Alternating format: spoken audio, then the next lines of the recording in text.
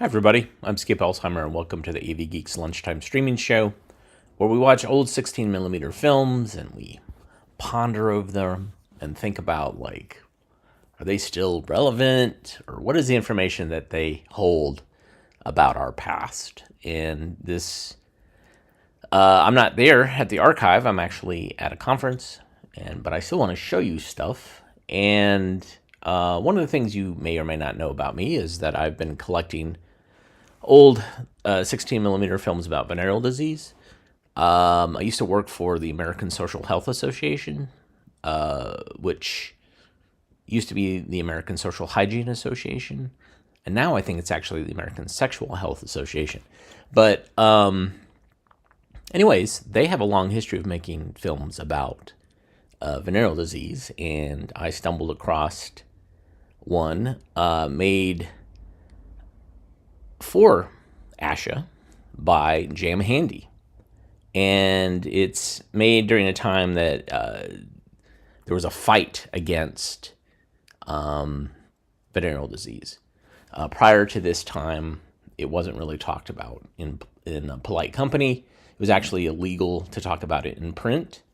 There were euphemisms on selling fake things to help people who had syphilis or gonorrhea. But legitimate talk about it didn't really happen until the Surgeon General, who used to be the public health director in New York City, when he became the Surgeon General, he said, "Hey, this is a health crisis that's actually affecting lots and lots of adults. Men are getting VD from prostitutes, and they're bringing it to their families when they get married, and basically it's affecting kids are getting born with birth defects because of this." So this was a rallying cry. There was actually an article in the Ladies' Home Journal about it, which is unheard of, but it became a big deal. And this is all before penicillin, and so there were other ways to treat it, venereal disease, but it took a long time. So here is two films. The first one, as I said, made by Jam Handy for American Social Hygiene Association. And then the second one is a military film.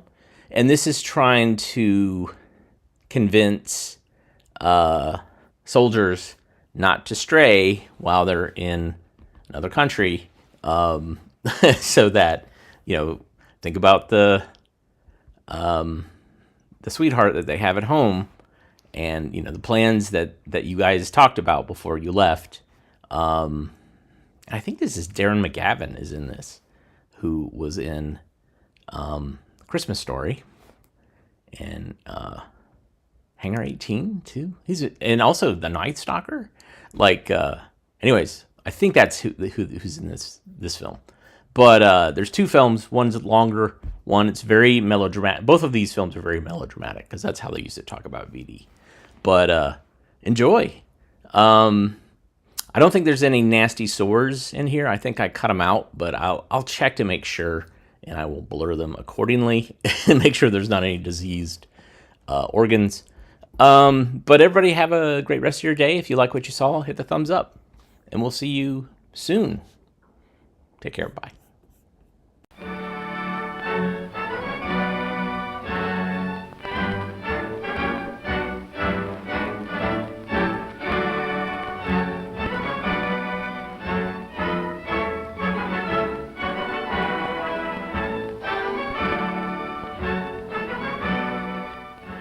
Today, as the democracies of the world are challenged to prove their right to exist, as the ideals which guide American thought and guard the American way of life are threatened, America springs to action to meet the challenge that a free people may share forever the right to life, liberty, and the pursuit of happiness. We are mobilizing our resources for national defense and national welfare, calling hundreds of thousands of men and women to work in defense industries, mobilizing manpower and machine power, calling sons and daughters from every corner of the nation to do their part, calling upon young men to build the nation's mightiest peacetime army and navy. They come from every walk of life. Brave and strong, they fall in line to defend their country. From city factories and offices, from village stores and shops, from mountain timberlands and from valley farms. By the 100,000, they are assembling at camps and naval training stations. To these young men comes a radical change in their way of life, as home ties are broken and families, friends, and sweethearts are left behind. Quickly, they adapt themselves to Army and Navy routine, which transforms them into soldiers and sailors, the armed forces which guard our security. Physical conditioning, discipline, military training with wholesome leisure time activity build the sound health and high morale which is essential to strong fighting men. The rapid mobilization of uniformed men and defense workers places definite responsibilities upon every community. Especially, it is the community's job to guard them from those dangerous diseases, syphilis and gonorrhea, and to combat prostitution and promiscuity, spreaders of these infections. American history reveals that these diseases have always increased in times of national mobilization.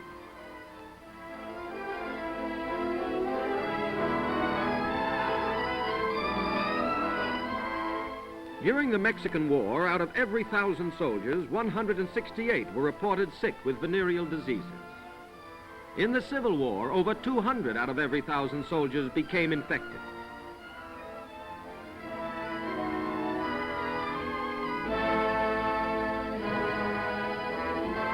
Again, during the Spanish War, the infection rate rose alarmingly. By 1910, American military and civil organizations had begun to take definite steps to reduce the toll of these destroying diseases. On entering the World War, the Army, Navy, and Public Health Service, the medical profession, the American Social Hygiene Association, and other agencies cooperated to achieve the lowest venereal disease rate in history. Even so, syphilis and gonorrhea took from duty for the duration of the war the equivalent of an entire Army division. Enough days were lost to man 9 destroyers or 6 airplane carriers for a period of 1 year, an appalling total of more than 7 million days lost to the nation. Today, as we build national defense, this problem confronts us again. For wherever military, naval, or industrial manpower is mobilized, those who seek to exploit men and women for profit also mobilize unless action is taken against them. And chief among the exploiters are those who engage in the vicious prostitution racket. The most deadly and damaging part of this sordid business is organized with cold-blooded cunning and operated with one object only: to make money.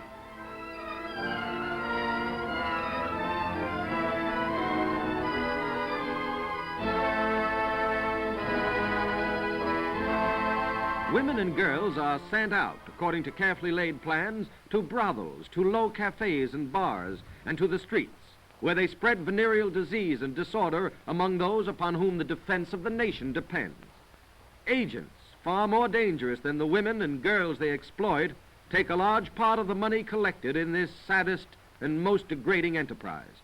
Money that accumulates in the war chest of ruthless, scheming gangs that threaten the health and happiness of the nation. Other agents, such as some doormen and certain taxi drivers, solicit customers and approach the boys in uniform wherever and whenever they can. Prostitutes and their exploiters, whether operating in gangs or independently, strike at the very foundation of the nation's strength, its vigorous and healthy youth. For in evil partnership with other vices, dope, drunkenness, gambling, prostitution threatens not only America's sons, but also our daughters, especially thousands of young girls seeking employment.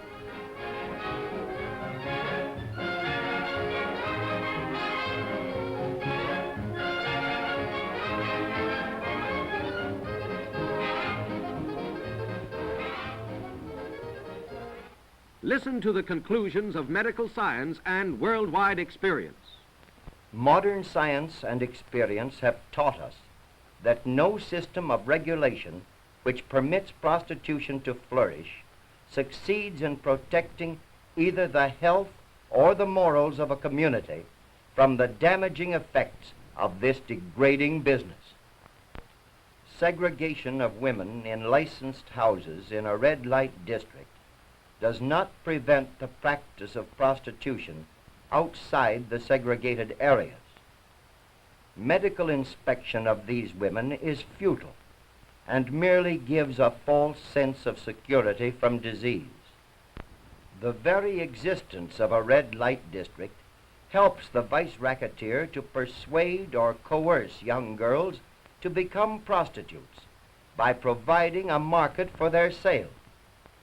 The police and law enforcement officials can reduce commercialized vice to a minimum simply by enforcing the laws, especially those laws aimed at the madams, landlords, agents, procurers, and other exploiters whose greedy hands take the earnings of unfortunate women and girls.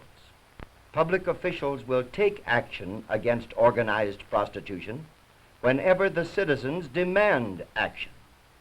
The responsibility rests, therefore, on the citizens.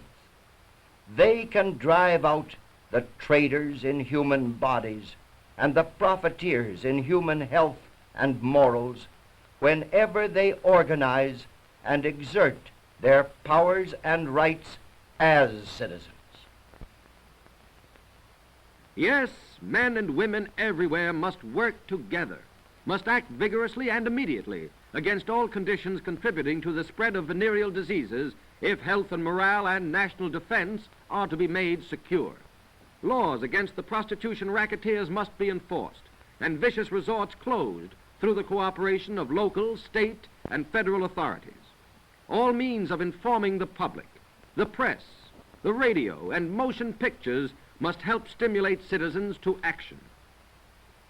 While workers of friendly agencies advise and guide young people, especially girls in need of protection or medical care. And physicians and health workers check the spread of syphilis and gonorrhea by finding, treating, and preventing these diseases. But medical care, law enforcement, and social guidance are but half the answer. Training centers provide leisure time activities to help build health, morale, and strong defenders. We must keep this health and morale high by welcoming men on leave and giving them opportunities for good times in good company. Young men seeking recreation and rest need clean, inexpensive places to eat, sleep, and read or play, sports with lots of action, the things they enjoyed before they entered the service. What young fellow in uniform, away from home, doesn't like a chance to make new friends and to meet girls like his sister and people like his parents? Yes, they are homesick often, and they appreciate the clasp of a friendly hand. The church, too, can help the boys remember their church back home, and pastors can give spiritual guidance. Every man and woman, boy and girl in the community can contribute something to national defense in these ways. Remember that soldiers and sailors are not special types of young men. They're hometown boys, your neighbor's boys, perhaps your boy. If the road they travel to your town leads to prostitution, law-evading saloons, gambling, and low amusements, the nation and the community will suffer. But when a community stamps out these unwholesome conditions and provides decency and order, friendly churches, clean sports, good food and rest, adequate health and medical care, that community is truly aiding national defense and American welfare. Syphilis and gonorrhea are old and persistent enemies. We must fight them today so that soldiers, sailors, and defense workers may do their duty well and return safely home to serve tomorrow as citizens, workers, parents of future Americans. This we must do, you and I and every patriotic citizen, in defense of the nation.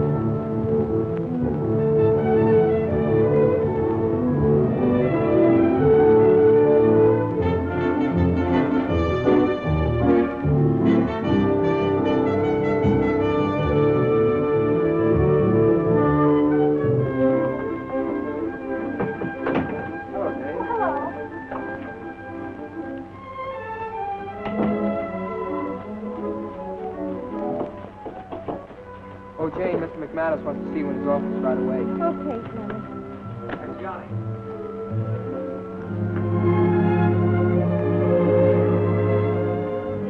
Don't you remember? There was a war hardly 2 years ago, to be exact. Yeah? Well, the Sentinel does remember and always will. Anytime you need a reminder of what the world's been through, read the Daily Sentinel. For 3 cents. Cash. Blood-complacent little worms. Asking me to tone down on our stories on vets. Yeah? Well, I've got more stories up my sleeve. That's where you come in, Jane. What's it this time, then? Sit down, sit down. Now, Jane, we're going to do a follow-up on those welcome home stories we ran. Remember all that fuss? Everybody welcoming home the boys from overseas? Mac, your shirt's sticky now. So what? It's been that way for years. Never stopped the pressures once. Try suspenders. There goes that mother complex of yours. Jane, I pity the kids you'll have. They'll be scrubbed up like little Lord Fauntleroys, smelling of silk. Yeah, let's get on with this story. Find out what the boys are doing now that they're back in civilian life. Play up their families, the wives and children of ex-soldiers. Children? Yes, and find out if they're happy and healthy and... What's the matter, Jane? It's no use, Mac. I'm pretty touchy about things, I guess. Like you are about your shirt. Now, take it easy, Jane. See if I said anything to... Mac, I can't do this story. But, Jane, you're a reporter. Life goes on, you know. Even though you and Frank did split up. Mac, get someone else to do the story. I can't think of soldiers, homes, children, things like that.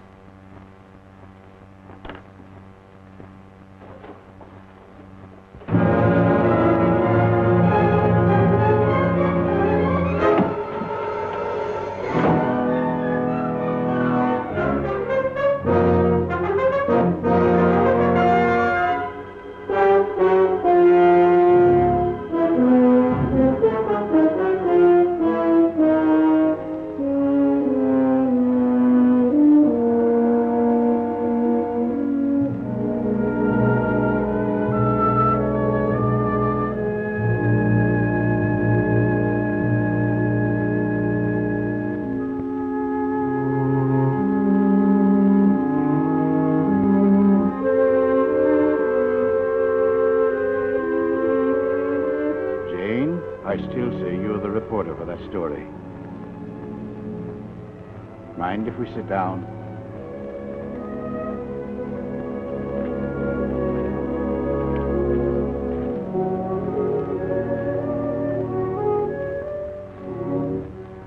Some people take me for a hard-boiled city editor. Well, I'm not. I'm a softie. Especially where you and Frank are concerned. Please, Mac. Jane, all this is not good for you. I've known flare-ups and marriages, but I can't make yours up. You know, Frank left the paper to avoid any embarrassment to you. He needn't have left on my account. But he did. Good reporter, too. Yes, he is. Mac, if you want, I'll quit, too. I'm tired of newspaper work anyhow. Bitter, aren't you? I have reason to be. Sure. Everyone thinks his is the greatest tragedy on earth. I'm not concerned about others. Of course not. That's the way it usually is. But it's good to stop and think about others. Helps you evaluate your own feelings. Like Frank cared about mine. I'm sure that's not so, Jane. Well, I tell you, it is so. If he had cared, if he had stopped to think of others, nothing would have happened. You talked about family. That meant something to me. Now, how can I write about it when... What's the use? Go on. Talk, Jane. It'll do you good.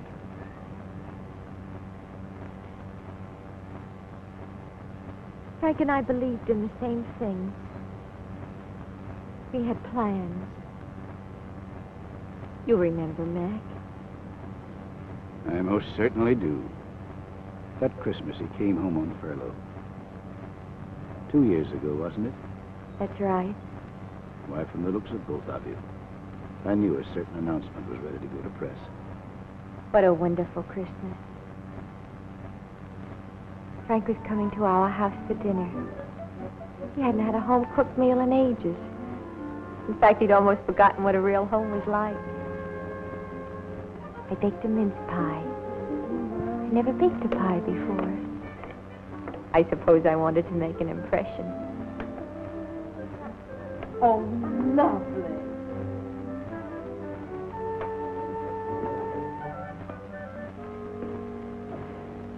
Dad came sniffing around. Thanksgiving and Christmas were his favorite sniffing days. I certainly feel sorry for poor Frank.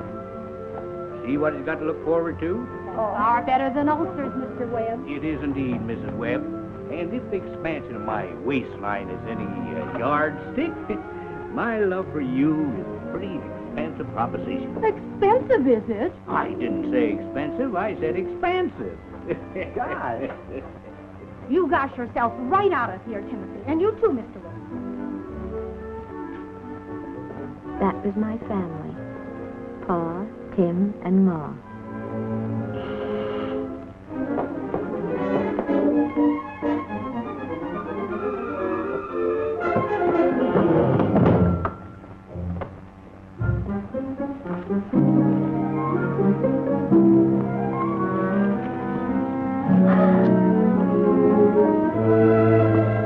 Merry Christmas. Merry Christmas, Frank darling.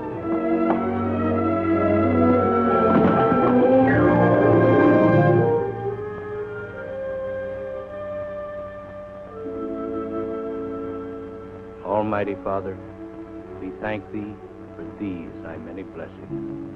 We thank Thee that we meet together this Christmas Day with our future son. Grant that we may continue in health, that the world may find With peace, Frank at the table, it became the best family in the whole world. that we may remain together always. Grandma used to say how real family life had stopped with her generation. I wondered what the Frank Taylors would have been like then. Christmas, 1900.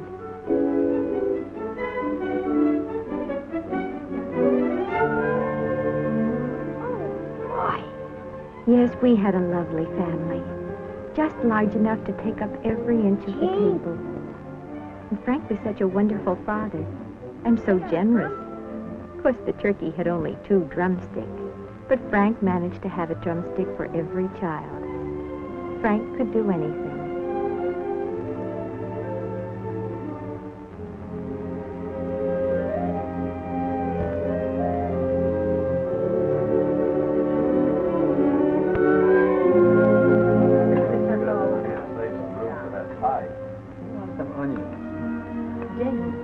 Jane, dear, are you all right? It was wonderful, Mother. There were actually 10 drumsticks. What? Oh, She's just in love. oh, Timothy Webb. Children should be seen and not heard.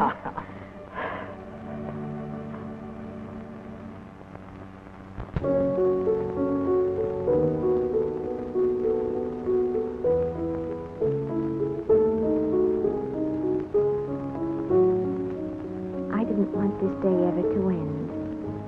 The people I loved most in the world were there in that room.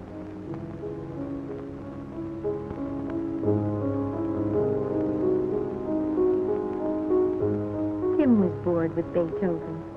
He wanted jive music. But somehow this evening was meant for the best music ever written.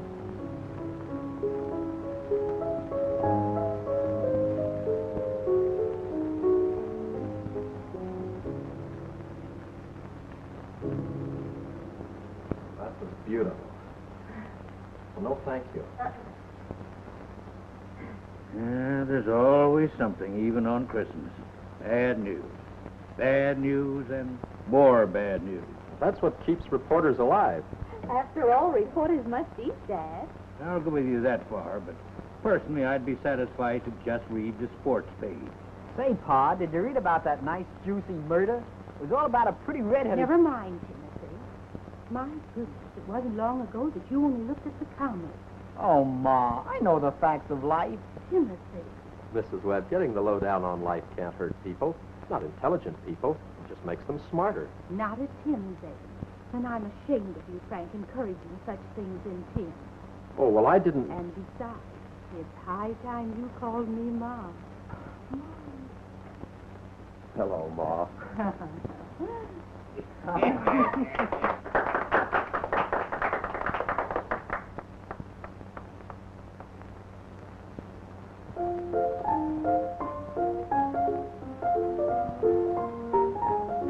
May I cut in? Sure.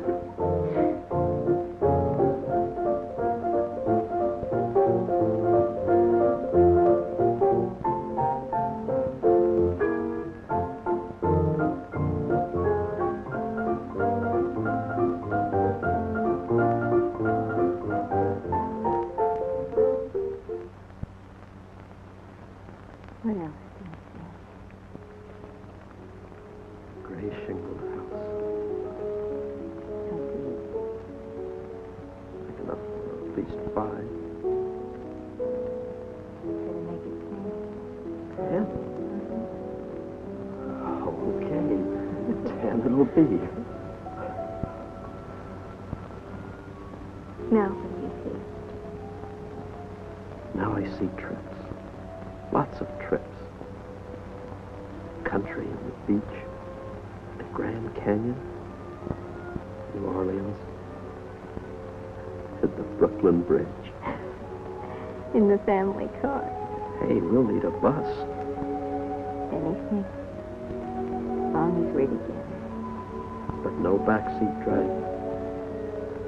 No backseat driving.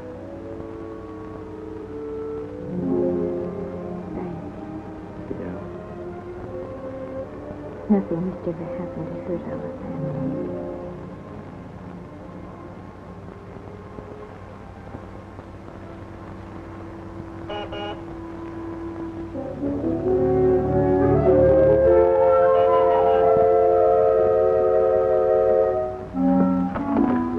Jane. Hi, Frank. Hi, Jane, Harvey. can I please borrow your father's car? Oh, I suppose so, Harvey. What's It's wrong? on her, Jane. She's going to have a baby. She's ready. Oh, God. I've got to get her to the hospital right away. Couldn't I please borrow your father's car? Why, of course, Harvey. Hey, he's in no condition to drive. I'd better do it. I'll go along, too. I'll get the car keys from Dad. Take it easy, Harvey. Take it easy.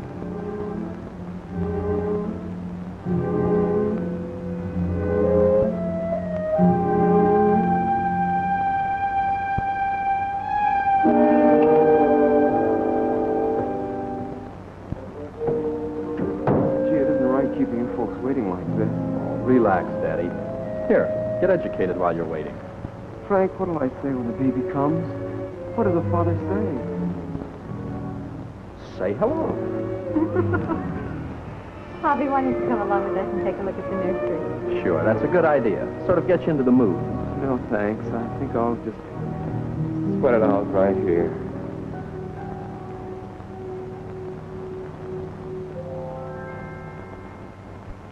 Frank, look at them. They're so tiny. Hey, there's the butcher. There's the baker and the candlestick maker. And the doctor. And the lawyer. And back there's the Indian chief. Well, he's red enough to be an Indian. All with a little heart. And their souls. They're too young to have souls. I tell her they do, too, have souls. Okay, baby. If you say so. Say, they really get you, don't they? Me too, kid. You know something? It's a miracle. Yeah, a miracle. Having a baby, I mean. Lots of people just take them for granted. But all the things that are you may someday go into a baby. Your eyes, hair, your mouth, the way you talk, the way you walk. And even if something's wrong with you, sometimes a weakness or a disease. Don't say that. It's funny I should think about it. You don't usually think about it. But maybe people should think more about such things. Because having a baby is some responsibility. It isn't like manufacturing shoes or hairpins or washing machines. You're manufacturing life. If your body's diseased, well, you might turn out a bad product. Product you can't just dump into an ash can because it's no good. It's something you dump on society for years and years, maybe. Hey, I'm doing a lot of thinking. I like your thinking, Frank. Well, I guess we're pretty lucky. Because we come under the heading of healthy and normal, and That means our children will be the same. at least they'll get off to a good start. Jane, Frank. Barbie is wonderful. Congratulations. Yeah, but I haven't told you anything yet. Yeah, we know. It's a boy. 7.5 pounds. Mother's doing swell. The nurse told us. Hey, who has this baby anyway?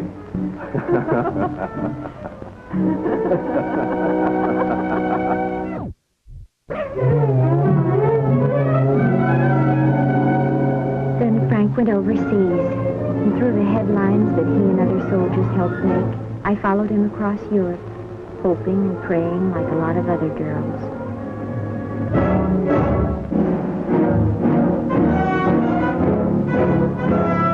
My whole life was wrapped up in those headlines. Well, at least 90%. Society news held the other 10% of me.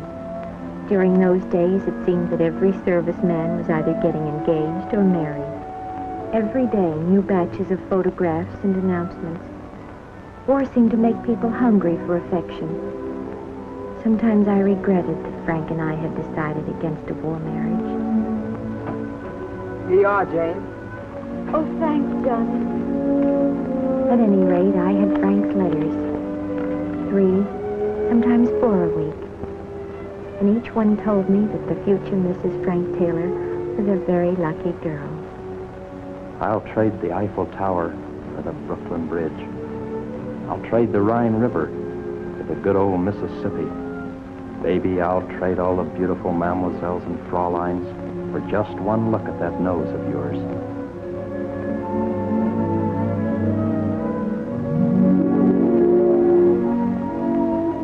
Six months, a year and a half. My brother Tim got into the Army. But Private Timothy Webb. He never saw action because soon afterward the war ended. Just about then, I was made feature editor. And I started to specialize in stories on the returning soldier. See you after lunch, Betty. Beg your pardon, miss. I'd like to advertise for a gasoline station. I'm aiming to go into business. You want the advertising department on your left. Miss, you know, I'm new in town, and I was... How interesting. Miss, you know, when I first stepped off the boat, I didn't know exactly where I was going to settle down, so I just closed my eyes and stuck a pin in the map of the United States, and, well, what place do you think got pinned? The office of the Daily Sentinel. That's right. Now, wait a minute. If you... Well, I mean this town. Victor, my boy, I said, this is going to be your adopted town. All you need is that little gasoline station and that sweet little gal you've been dreaming about, and everything's going to be okay. The advertising department's on the left. What's your name? Jane Webb. Now, look. Never mind.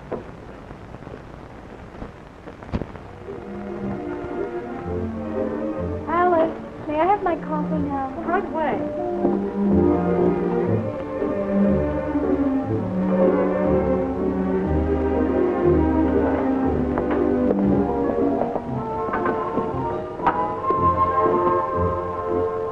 Did the pin in your map pick out this table? Well, that little old pin was mighty smart. Always stuck around the best place. Victor just wouldn't be shaken off. Even after I told him about Frank. He kept insisting I represented his dream girl. Well, that's a fact, Jane. I always knew what I wanted. A gal like you. A home. I never had a home. Where do you come from? Texas. But that's just where I was born.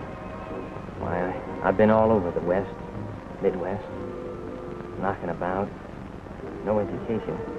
But the Army changed all of that for me. How come?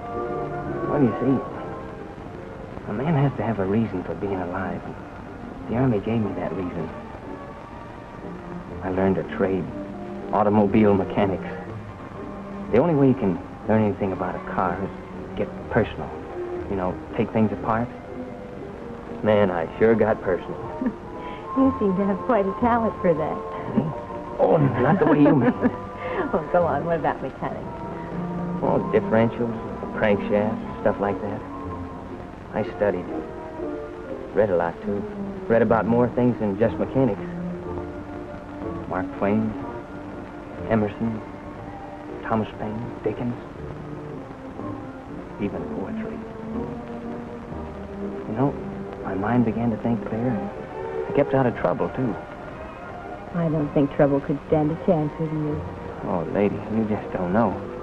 That little old worm temptation can sure get mighty cantankerous. Yeah, I like the way you laugh, Jane. Tell me, what would you have done if you hadn't gotten into the Army? Well, lay me down on a nice warm prairie and look up at the stars. Now you're not just looking, you're reaching for the stars. Uh-huh. Some people didn't need the Army for that, but I sure did. Oh, I had my gripes, plenty. Well, many's the time I wanted to bang my fist right through a barracks wall, but I really got no kick coming. Well, I'm taking away more than I brought in. Taking away more. Victor, I've got a wonderful idea. You've got to help me. Well, sure, anything you say. What's the angle? Well, a series of featured articles on what the post-war Army offers a soldier. By an ex-soldier, who knows? Meaning me? Meaning you. I get a date. Remember this, Frank. Maybe you're not so sure about him, though. Maybe he's... No, going... maybe. Now, how about the stories? Okay. Well, start talking, mister. You're being interviewed for the Daily Sentinel. That's how this series of articles on Army life got started. What information about the Army Victor couldn't give me himself, he got from outside sources. Here's that page, Pooh. Take this up to the composer's room. Okay. Johnny, any mail for me today? No, ma'am. Thanks.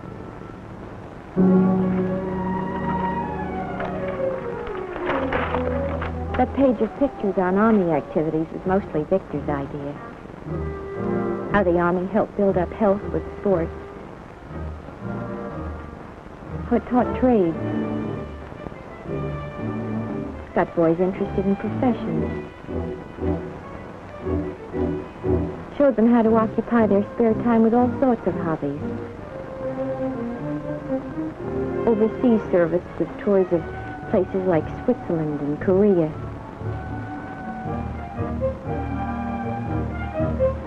Victor had experienced most of these things himself. Victor. Everything was Victor. And Frank. Why didn't he write? Hear from Frank, Jane? What? Oh, no. I'll bet one of those little Parisian gals got him. You better watch him, Jane.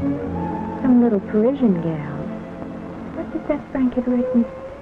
I'll trade all the mademoiselles for just one look at that little nose of yours. Hey, Jane. Jane, I got it. That's what, Vic? The gasoline station on Guilford Road, just off the main highway. Oh, it's a beaut. 2 pumps and a lubritorium. Oh, that's wonderful, Victor. You see, advertising in the Daily Sentinel does get results. No, it was you, Jane. You brought me luck. Would you care to give a testimonial to our advertising department? I want to marry you, Jane. Well, right next to the gasoline station, there's plenty of room to build a house. Victor, please. Still Frank, huh? Well, he's forgotten about you. He hasn't played square with you. Why do you say that? Well, you said yourself that he stopped writing. He's been ill. He didn't want to worry me. Well, he's worrying you a lot more by not writing. I don't need your explanations. Besides, it's none of your business. Sure. Well, I guess that little old pin I used on that map just Didn't know what it was doing. Victor, I'm sorry. You promised you'd help me with that last article. Yeah. Okay, Jane. Let's just forget what I said. I won't forget it, Victor. I'm very grateful. Any girl would be. Well, anyhow, Well, come on, let's start putting down what I'm going to tell you. This is about my chaplain. First one I ever met. I figure you can't write about the Army unless you put in a chaplain. Because in the Army, there's a chaplain for every spot you hit. All chaplains talk about morals and clean living, but this one called it like a baseball umpire. He said, men, now get this down. Men, just because you're in the Army doesn't mean that you leave family behind. Because you got family inside of you, whether you like it or not. God put it there. I jotted the rest down on a piece of paper. Made mighty fine reading sometimes. Especially when you were lonely. The normal state for most men is the married state. The happiness, the contentment, the love that is waiting for you is worth the sacrifice and faith you exercise now.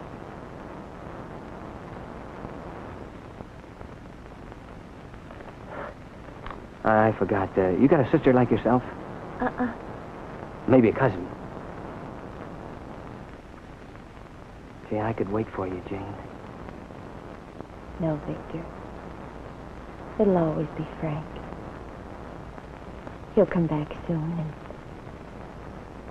he'll come back.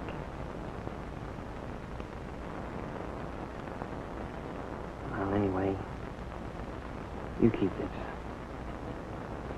I know it by heart.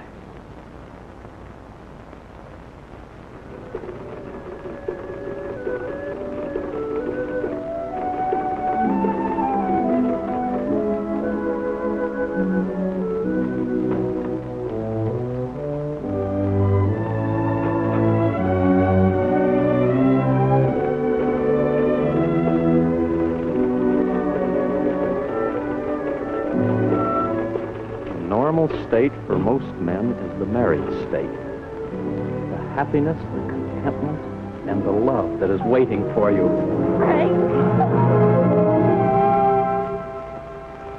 For a while after we were married, happiness was just another way of saying Mr. and Mrs. Frank Taylor. All that mattered then was our apartment and us.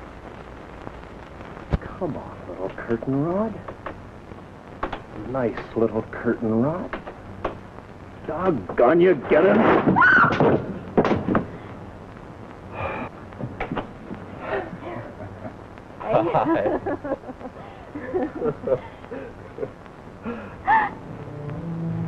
Jane. Oh, Jane, baby, what's wrong?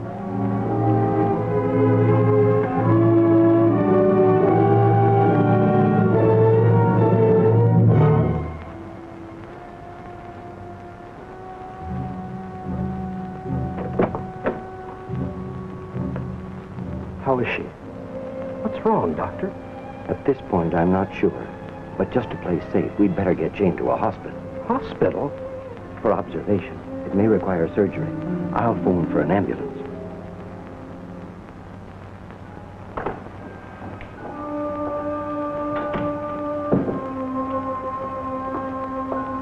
Time for sleep. I can't sleep. I want to go home. There's nothing wrong with me. In that case, you should sleep very soundly. Good night.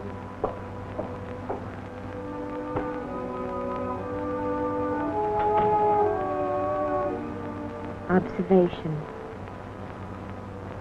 It could mean so many things.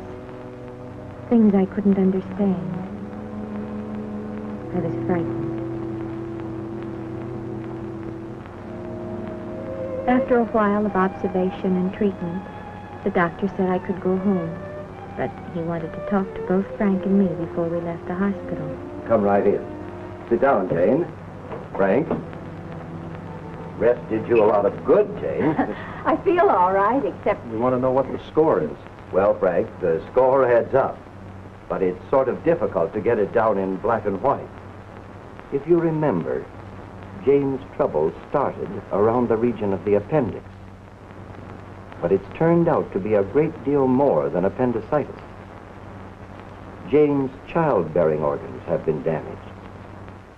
Childbearing organs? In what way, Doctor?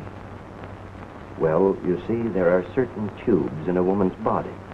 Tubes that connect the womb and ovary, like passageways. And through them pass the male and female cells. Now, in order to produce a new life, these cells must meet and unite. But the cells can't meet if these passageways are blocked by infection.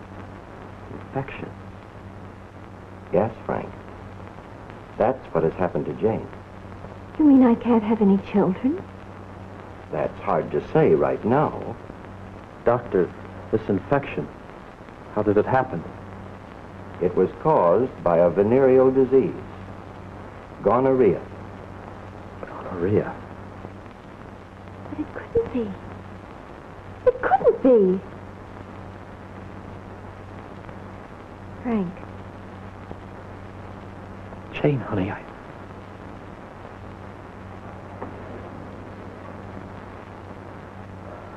don't know what to say. It just happened, that's all. Given my life rather than have it happen. I was lonely and had a few drinks and... Don't say any more. Now, this isn't going to do either of you any good. There's hope, you know. Your letters. That's why you didn't write. Yeah, that's it. I don't understand. They told me I was okay. They gave me penicillin. Son, there's no surefire cure. Penicillin doesn't always work. You didn't even tell me. I couldn't. I just couldn't. How did I get out of the Army if I still had it? Answer me that. Very simple, Frank. Some cases, like yours, may not show symptoms, but may still carry the disease. Now, if it had been syphilis, it would have shown up in your premarital blood test. Jane might have been spared. But your case is gonorrhea. There is no blood test for gonorrhea. You'll need treatment, Frank.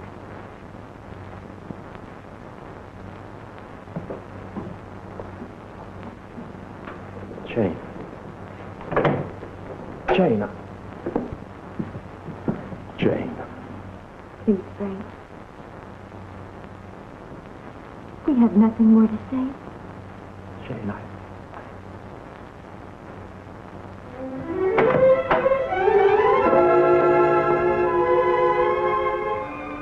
That was the last time I saw Frank. Like the doctor, I'm a little stumped. Don't know what to say. I'm glad I told you. I had to tell someone. Well, it's all past now. You're young, Jane. Your whole life's ahead of you. Not from where I'm standing, Mac. Nonsense. Mustn't talk that way. It's true, being deprived of ever having any children. Well, it was a tough deal. But, my dear, you must get well. All well. I mean in your heart. There must be forgiving and forgetting. Mac, don't give me one of your editorials, please. I don't feel anything, don't you understand? I've no heart left. That's why I can't do your story. I couldn't put the words together, words that would make sense.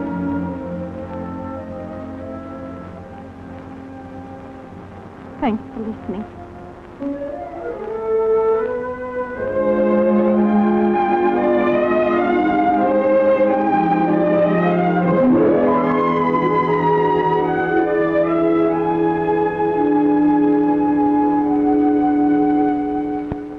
Thought you'd like to know how she feels, Frank. Yeah, thanks. She's got a good memory, all right. She remembered everything. All our hopes and plans. Even if we do get together again, what's in it for us? Nightmares? I'm the guy that knew all the answers. You know something? I'm the world's prize heel. And I'll be seeing you. Where are you going? What are your plans? Plans? Are you kidding? Frank, you back with us again? No, Bruce. Oh. Say, Mac, here's that editorial on venereal disease. See me in a few minutes, will you? Sure. Wait a second, Bruce. Mind if I take a look at that story? Sure. Why not? Just leave it here. Okay. According to the State Board of Health, figures on venereal disease for the past 3 months show an increase of 32 5/10%. This increase is 6 2/10. Statistics. Who'll read them? What's the matter with statistics? Over 1 million new cases of VD annually throughout the nation, it says here. So I finished reading that and turned to Dick Tracy with a picture of some blonde wanted by the police for poisoning her husband. Figures talk, Frank. Sure, in the stock market. Look, if it's the score you want to give them, tell them that it all adds up to 0. Or better yet, tell your public if they're looking for that shot in the arm against VD, they're not going to get it. Ask me. I know. All right. I'm asking. It's everybody's responsibility, like it was mine. It's a one-man job. It's a lifetime job. My idea of a story would be... Hold it. Here, Frank. Dictate it into this machine. We'll make it an editorial.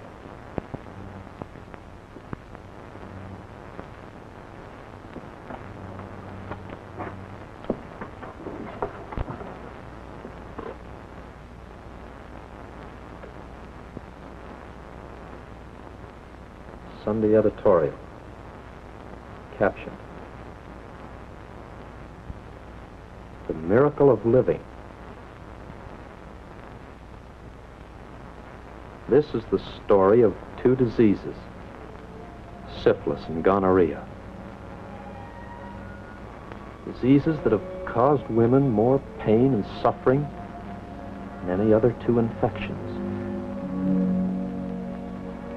Diseases that have caused men to lose the most precious thing in the world. Happiness. The kind of happiness that comes with home and family.